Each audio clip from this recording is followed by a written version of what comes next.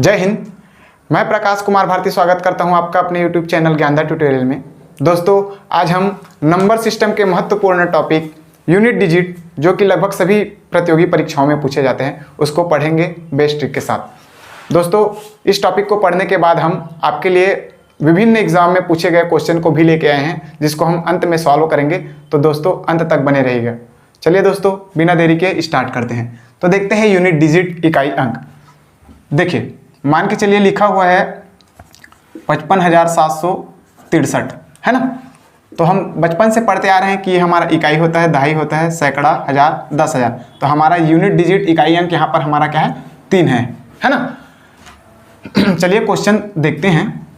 मान के चलिए 55,763 में 864 दोनों को जोड़ना है, और प्रश्न में पूछा गया है कि इनका योगफल का इकाई अंक क्या होगा। तो हम कैसे करेंगे? देखिए, इसको पूरा सॉल्व करने का जरूरत नहीं है। यदि हमको प्रश्न में पूछा है कि इकाई अंक क्या होगा करके, तो हम सिर्फ इकाई अंक को ही जोड़ेंगे। तो देखिए, यहाँ इकाई अंक हमारा क्या है, 3 है, और यहाँ इकाई अंक हमारा क्या है, 4 है। तो क्या करेंगे, हम 3 और 4 को जोड़ देंगे। 3 4 हमारा कितना हो जाएगा, 7, और यही हमारा यूनिट डिजिट इकाई अंक हो जाएगा, और यही हमारा आंसर होगा। चलिए दोस्तों, और देख लेते हैं। ये तो योगफल हो गया। मान के चलिए संख्याएं गुणा में दी हो, तब की कंडीशन में हम कैसे करेंगे। तो देखते हैं, 765 गुना 432 गुना 848। मान के चलिए प्रश्न हमें ये दिया है और पूछा है कि इनके गुणनफल का यूनिट डिजिट इकाई अंक क्या होगा। तो इस कंडीशन में कैसे करेंगे? देखिए, यदि हम इसको पूरा सॉल्व करेंगे तो सॉल्व करने में लंबा टाइम लगेगा, और हमको ऐसा पूरा सॉल्व करना भी नहीं है। हम क्या करेंगे, यूनिट डिजिट निकालना है, तो फिर यूनिट डिजिट को ही देखेंगे। तो देखिए, हमारा यहाँ पर यूनिट डिजिट क्या होगा, 5, यहाँ 2 और यहाँ 8। तो क्या करेंगे हम, 5 दूनी 10, है ना। और 10 का भी इकाई अंक क्या है, 0 है। इस 0 का गुना हम किससे करेंगे, ये वाले 8 से। तो हमारा कितना हो जाएगा, 0। तो फिर हमारा यूनिट डिजिट क्या हो जाएगा, 0, और यही हमारा आंसर हो जाएगा। चलिए और देख लेते हैं। मान के चलिए ऐसा दिया है 845 गुना 705 धन 403, ऐसा दिया है। तब के कंडीशन में हम क्या करेंगे, देखिए यहाँ पर मल्टीप्लीकेशन है और यहाँ पर प्लस का चिन्ह है। तो हम क्या करेंगे, बोडमास के रूल को फॉलो करते हुए सबसे पहले हम गुना सॉल्व करेंगे। तो देखते हैं, यहाँ पर गुना करेंगे तो हमारा कितना हो जाएगा, 5 गुना 5 मतलब 5 पंचे 25 हो जाएगा हमारा, और ये धन, और इसका इकाई अंक 3 है। तो देखिए, ये 25 का भी हम 5 को लेंगे धन, और यहाँ पर इकाई अंक हमारा क्या है, 3। तो ये हमारा इस प्रकार से 8, और यही हमारा आंसर हो जाएगा। आशा करता हूँ दोस्तों ये बेसिक आपको समझ आ रहा है। चलिए अब हम एक कॉन्सेप्ट को देख लेते हैं। इसको आप नोट कर लीजिए। ये कॉन्सेप्ट होता है, जिस भी किसी संख्या के इकाई अंक में 0 1 5 6 होगा, है ना। जिस भी किसी संख्या के इकाई अंक में 0 1 5 6 ये यदि होते हैं, तो उसके घात में कुछ भी दिया हो, चाहे कितना बड़ा से भी बड़ा संख्या दिया हो, उसका आंसर क्या है, यूनिट डिजिट, उसका आंसर का यूनिट डिजिट जो है चेंज नहीं होता। मतलब ये क्या हो जाएगा हमारा, नो चेंज। चलिए दोस्तों, इसको समझने का प्रयास करते हैं। देखिए, मान के चलिए हमें 10 का वर्ग निकालना है ना। तो देखिए, 10 का वर्ग हमारा कितना हो जाएगा, 100। तो देखिए, यहाँ पर यूनिट डिजिट में क्या है, 0 है। तो आंसर के भी यूनिट डिजिट में हमारा कितना आ रहा है, 0 आ रहा है। मान के चलिए इसी को हम 10 का क्यूब लिख देते हैं, है ना। तो 10 का क्यूब लिख देंगे तो हमारा कितना हो जाएगा, ये 1000 हो जाएगा। तो देखिए, यहाँ यूनिट डिजिट में 0, तो यहाँ पर भी आंसर में भी 0 आ रहा है। तो देखिए, यदि किसी भी संख्या के इकाई अंक में 0 होगा, तो उसके आंसर के इकाई अंक में भी हमारा 0 ही होगा। चलिए देख लेते हैं। मान के चलिए हमको 11 का स्क्वायर निकालना है। तो 11 का स्क्वायर हमारा कितना होता है, 121। तो देखिए, यूनिट डिजिट में यहाँ 1 है, आंसर के भी यूनिट डिजिट में 1 आ रहा है। तो इस प्रकार से क्या है कि देखिए, जिसके इकाई अंक में 0 1 5 6 होता है, उसका आंसर का जो यूनिट डिजिट है वो कभी चेंज नहीं होता। चलिए और देख लेते हैं। मान के चलिए 25 का निकालना है हमको। तो 25 का कितना होता है हमारा, 625। 25 का वर्ग क्या होता है, 625। तो देखिए, यहाँ पर 5 है यूनिट डिजिट में, तो आंसर के भी यूनिट डिजिट में 5 आ रहा है। मान के चलिए हमको 6 का स्क्वायर निकालना है। तो 6 का स्क्वायर हमारा कितना होता है, 36 होता है। तो फिर इस कंडीशन में देखिए, यहाँ भी 6 है, तो इसके आंसर के भी यूनिट डिजिट में 6 आ रहा है। तो ये एक हमारा कॉन्सेप्ट होता है 0, 1, 5, 6 जिस किसी भी संख्या के इकाई अंक में होगा तो उसके आंसर में भी यूनिट डिजिट यही आने वाला है, चेंज नहीं होगा। चलिए दोस्तों इसको क्वेश्चन से सॉल्व करके हम देखते हैं। मान के चलिए हमको दे दिया है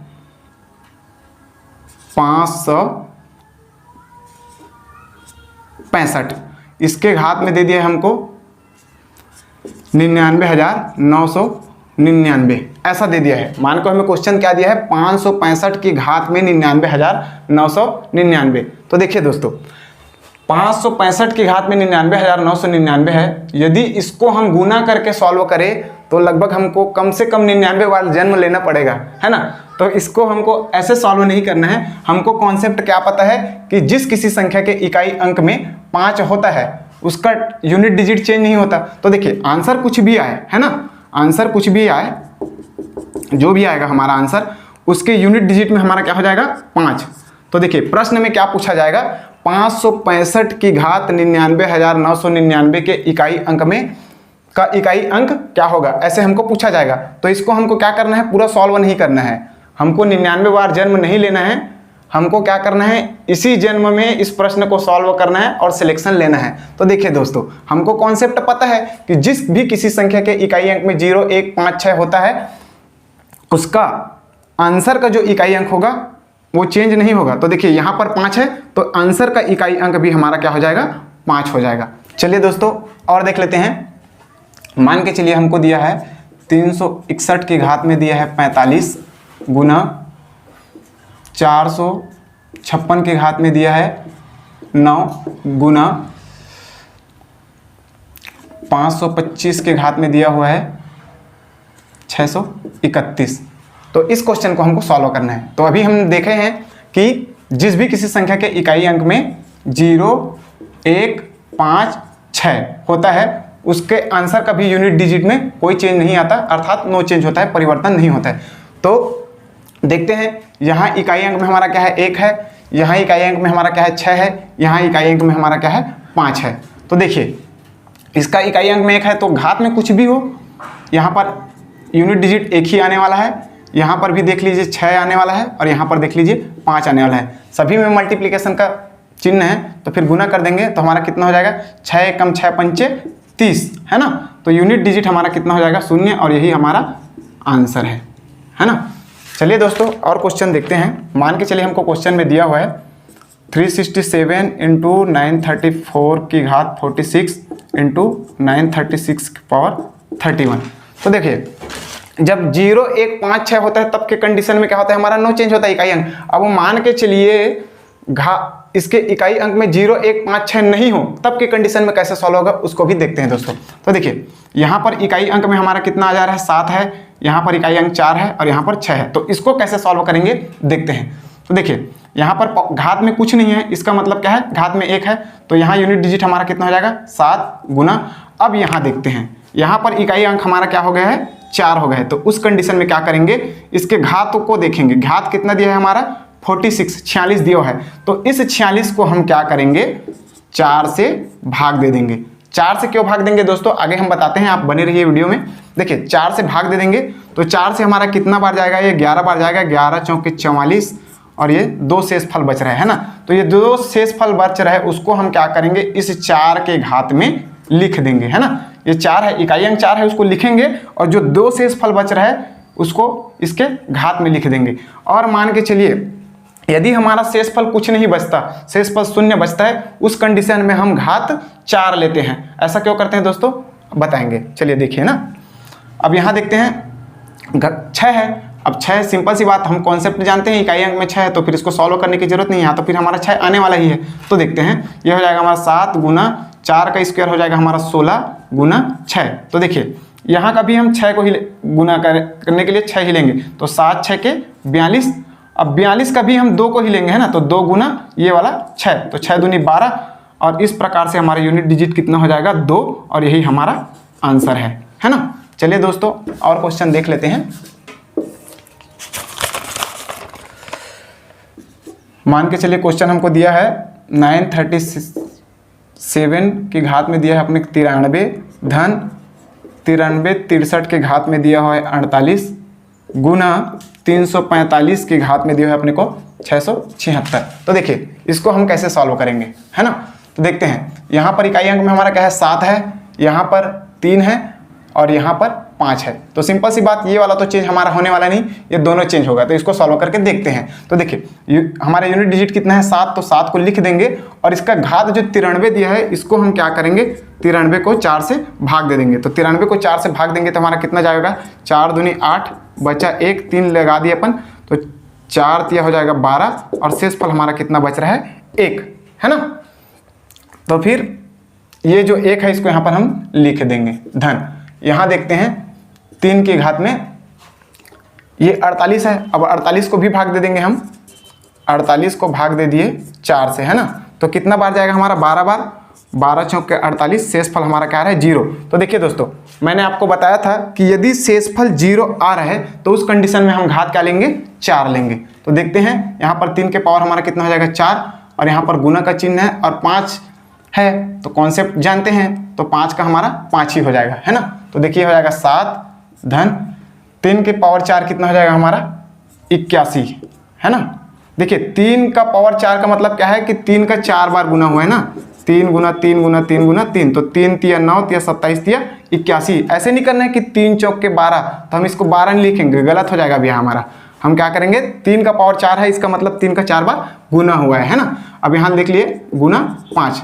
अब देखते हैं, देखिए यहाँ गुना है, यहाँ प्लस का चिन्ह है, तो क्या करेंगे हम पहले गुना को सॉल्व करेंगे। तो देखिए 5 एक कम 5 हो जाएगा हमारे वाला, है ना। इकाई अंक को लेंगे तो 5 एक कम 5 और 7 7 5 12 और इस प्रकार से यूनिट डिजिट हमारा कितना हो जाएगा 2 और यही हमारा आंसर है। प्रीवियस ईयर में आए क्वेश्चन को देख लेते हैं।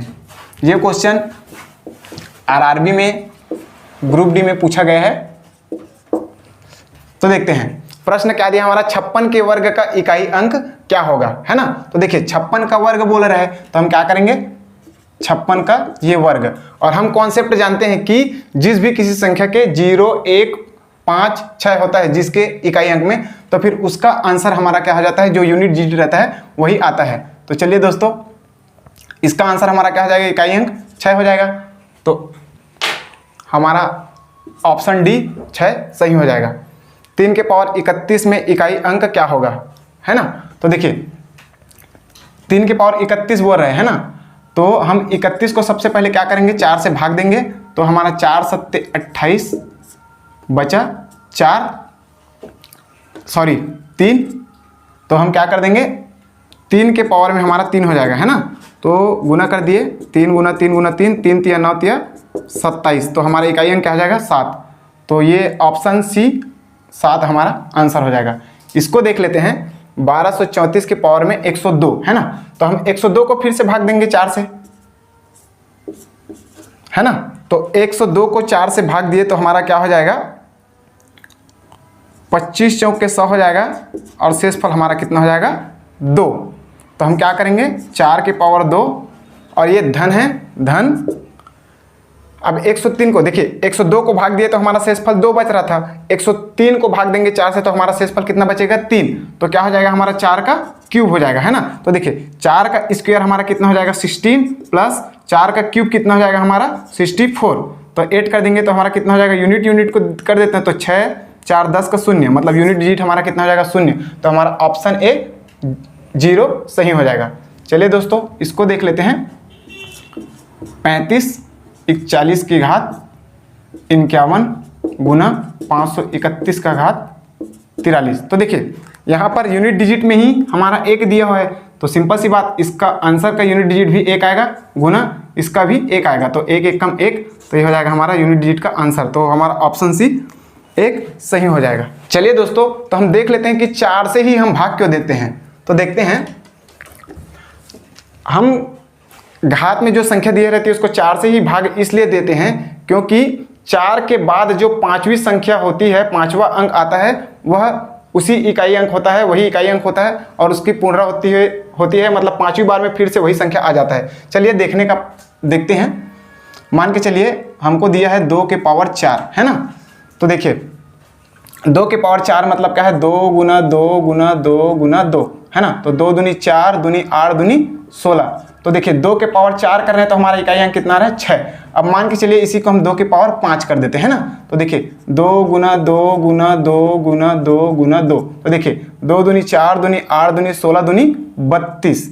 तो देखिए इसका यूनिट डिजिट हमारा कितना हो जा रहा है, 2, और यही हमारा संख्या है। तो क्या है, चौथा अंक के बाद मतलब चौथे घात के बाद पांचवी घात में हमारा क्या होता है, उसी अंक का बार बार पुनरावृत्ति होता है पांचवी घात में। इसलिए दोस्तों हम 4 से भाग देते हैं। एक क्वेश्चन और देख लेते हैं। मान के चलिए 3 के पावर 4 दिया है ना। तो 3 का पावर 4 दिया है तो क्या हो जाएगा हमारा, 3 गुना 3 गुना 3 गुना 3। तो देखिए 3 तिया 9 तिया 27 तिया 81। तो यहाँ पर यूनिट चौथी घात में हमारा यूनिट डिजिट कितना आ रहा है, 1 आ रहा है, जो कि जो अंक दिया है उससे अलग है। अब हम मान के चलिए पांचवी घात को देख लेते हैं। तो 3 गुना 3 गुना 3 गुना 3 गुना 3। तो देखिए 3 तिया 9 तिया 27 तिया 81 तिया 243, है ना। तो देखिए इसका यूनिट डिजिट हमारा कितना आ रहा है, 3, जो कि दी गई संख्या ही है। तो इसलिए दोस्तों हम जब 4 से अधिक घात का आता है तो उस कंडीशन में हम क्या करते हैं, 4 से भाग देते हैं। आशा करता हूं दोस्तों ये वीडियो और ट्रिक आपको अच्छा लगा होगा, पसंद आया होगा। यदि पसंद आया है तो लाइक करिए एवं इसी तरह ट्रिक के साथ पढ़ने के लिए आप हमारे चैनल ज्ञानदा ट्यूटोरियल को सब्सक्राइब करें। Thank you.